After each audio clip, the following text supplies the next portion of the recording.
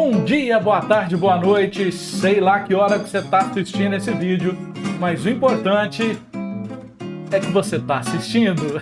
Então vamos lá, vamos embora. Quem é que vai vir hoje para trazer o tema da aula para nós? Será que é o Justininho? Será que é a Justininha? Vamos lá, moçada, entra na tela aí para nós. Ó, Justininha! Quanto tempo, Justininha? Como é que você tá? Ixi, eu já vi. Gente, quando vem mais de um, vem problema. Vamos lá, o que vocês dois têm aí para falar para mim? 3! Caramba, aí ficou mais difícil. Justininha, olha aí, ó. O Justininho revolucionário. O Justininho hippie. Não, hippie não, né?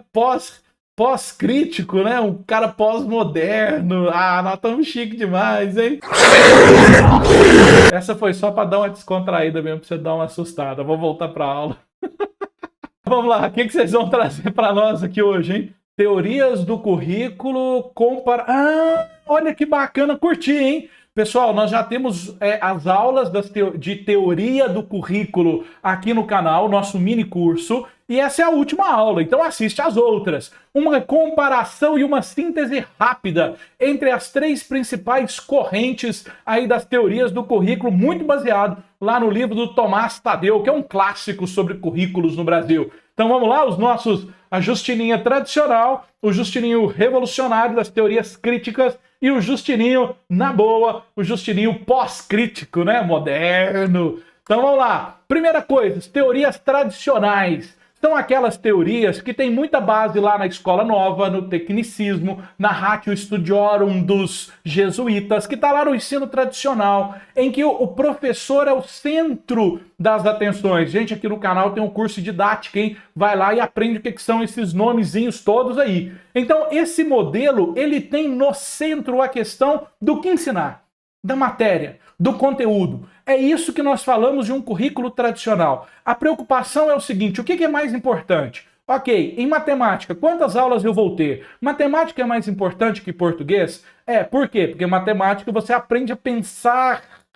Todas as disciplinas aprendem. Eu já estou começando a ser crítico. Então vamos lá. O currículo tradicional, ele centra-se na questão do que ensinar. O que eu vou ensinar? É isso. Ele não tem preocupação com o que será ensinado, né, e qual a recepção disso. A minha preocupação é com os conteúdos, é com a forma, é com esse conteúdo que vai ser ensinado para o meu aluno. Tá aí, Escola Nova, Tecnicismo, Ratio Studiorum, jesuítas.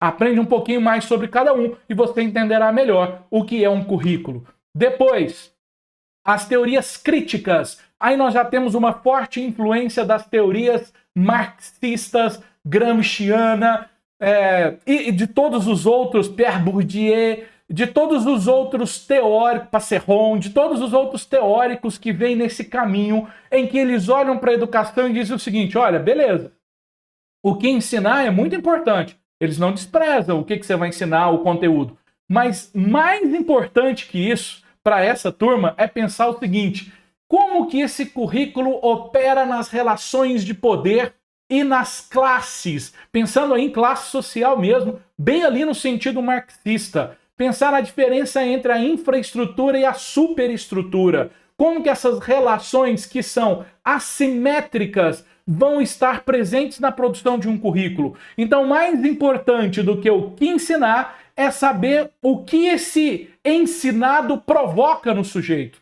Quais as consequências. Como que esse sujeito recebe esse currículo e o que esse currículo produz socialmente na vida desse sujeito, no cotidiano desse sujeito e dessa sociedade. Daí vem as teorias chamadas crítico-reprodutivistas, em que essa escola está a serviço de um capital. Aí você tem que estar bem ligado nas teorias gramsciana, marxista, para você entender algumas palavrinhas. Você tem que estar bem ligado nisso para entender que nessa perspectiva, uma escola não liberta o sujeito que dela participa, mas sim o insere no sistema produtivo, fazendo, por exemplo, em que eu tenha escolas para trabalhadores e escolas para as elites, onde nós temos escolas que vão criticar condutas extremamente elitistas para o trabalhador, mas que para uma elite financeira tem que ter toda uma educação de princípios humanistas. Então você divide essa sociedade tem escolas específicas para um grupo em que essas diferenças são reproduzidas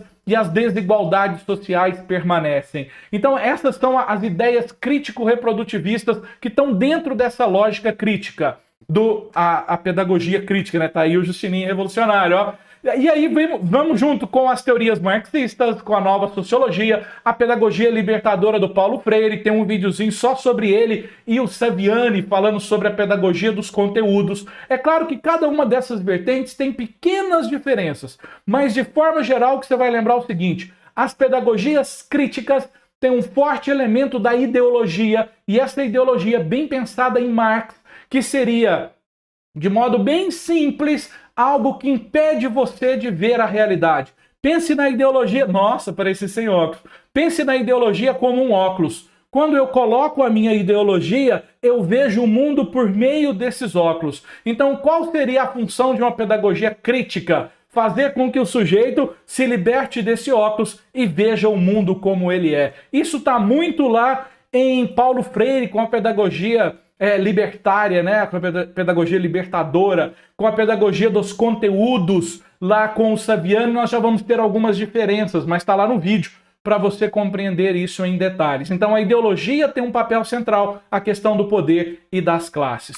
E por fim, as teorias pós-críticas, que vão dizer o seguinte: olha, bacana esse negócio de ideologia, mas muito mais importante do que a diferença entre uma infraestrutura e uma superestrutura é pensar num elemento cultural que pode ser que essa cultura englobe isso tudo, ó, e transforme isso numa grande massa mais complicada do que os críticos imaginavam. Porque esse elemento cultural nem sequer separa o que é desta elite e o que é desses trabalhadores, mas que coloca tudo isso numa massa e começa a produzir elementos que, por meio de discursos, narrativas, ganham a verdade, porque elas sempre... Aí a gente vai falar sobre representação, são umas coisas mais complicadas ainda. Mas essas representações são cortadas pela realidade. E esses discursos que são proferidos, que são construídos como hegemônicos, têm poder. Têm poder e eles discutem com essas culturas e produzem culturas. Então, quando eu falo, por exemplo, sobre as teorias pós-coloniais, é perceber como que um currículo brasileiro de história tem forte influência da questão branca portuguesa. Até onde vai essa crítica? Até onde eu consigo construir isso? Até onde a questão da escravidão precisa ser superada no Brasil? São questões que eu tenho que colocar numa narrativa pós-colonial, quando nós deixamos de ser colônia. E aí vem uma outra pergunta, né? Deixamos de ser colônia? Os estudos culturais, onde eu trago essa cultura como elemento central e vou romper essa noção de alta e baixa cultura, elite e popular, as questões de gêneros. Vamos discutir homem e mulher. Peraí, ciência é só lugar de homem? Por que as mulheres são excluídas em grande parte das narrativas? Ó, de novo, hein? Viu como é que é a questão do discurso? Então o discurso, ele produz... E é óbvio que o discurso está em diálogo com a sociedade. Um discurso, ele é hegemônico, ou ele se pretende hegemônico, mas ele também é combatido. Então ele produz e é produzido, portanto é um objeto cultural. E aí nós vamos para as questões étnicas, raciais. Quais são as representações? Por que eu tenho que estudar uma matemática europeia? Será que eu não posso colocar um pezinho lá na etnomatemática e discutir a matemática sobre o aspecto cultural? Será que eu não posso pensar nessas diferenças culturais e fazê-las aparecer no ambiente escolar, positivar no sentido de dar significado, aparência, lugar a ela, para que ela possa ser debatida e discutida? Então vamos lá, as teorias tradicionais, o que interessa é o que eu vou ensinar, conteúdo. As teorias críticas, ideologia, poder, classe, dominação, forte influência marxista. Pós-críticas, a influência das teorias que vão levar em consideração a linguagem, o discurso e o poder que elas podem produzir. Lembrando que linguagem aqui nesse sentido não quer dizer só escrita, ouvida ou falada, porque às vezes você pode discursar em silêncio, mas o poder dessas narrativas e a questão da fluidez e da presença da cultura. Claro, é muita coisa, mas aqui foi um resumão para você entender. Se não entendeu nada, volta e assiste os outros vídeos. Foi um prazer estar aqui com todos e com todas. Espero que tenham curtido demais. E vamos lá para a nossa finalização. Valeu, beijo e você já sabe. A gente se vê.